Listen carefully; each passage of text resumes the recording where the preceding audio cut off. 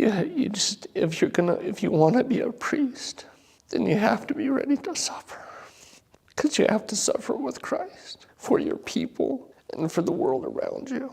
Secularism sucks, and another reason why it sucks is because it doesn't understand the importance of spiritual fathers. Not only the Christian ones, right? Not only a priest, but pretty much of any society. Or maybe it understands it, but it deliberately lets it go and denies it because everything that they do is subjective and not real. But the reality is that a priest, a spiritual father, is not there to just tell you what not to do. Sometimes it is that, absolutely. But many times they're there to go through suffering with you. They carry the suffering of their flock and they listen to all types of different things that would break the regular person. And I'm sure it breaks many priests as well. They listen to hours and hours of confessions every year, ranging from pornography addiction to homicide and God knows what else.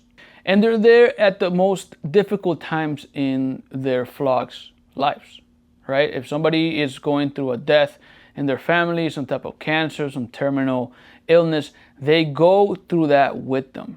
And they do that dozens of times in their lifetime, maybe even more. In secularism, who gives a fuck? It's just chemicals in your brain, dude.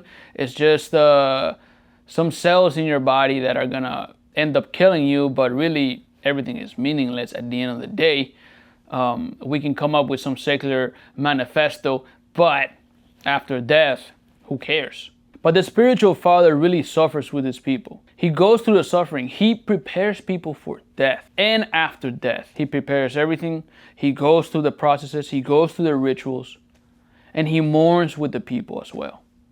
He's there also to give closure and hope to the people that he knows and the people that are suffering.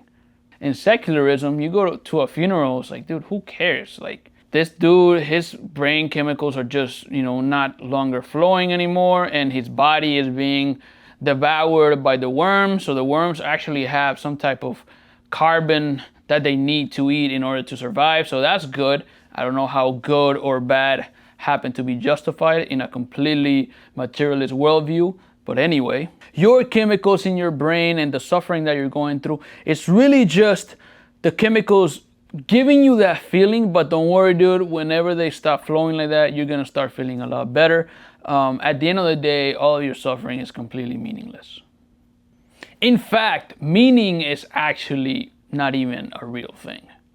So no wonder in the secular age, everybody is hedonistic, everybody is depressed, everybody is obsessed with politics like a religion, and people are very lost in their suffering. So don't fall into that trap. Find yourself a spiritual father and unite yourself to a body that is gonna be in the best times with you and in the worst times with you. And no, the YMCA is not a substitute for a church. With that said, Christ is King.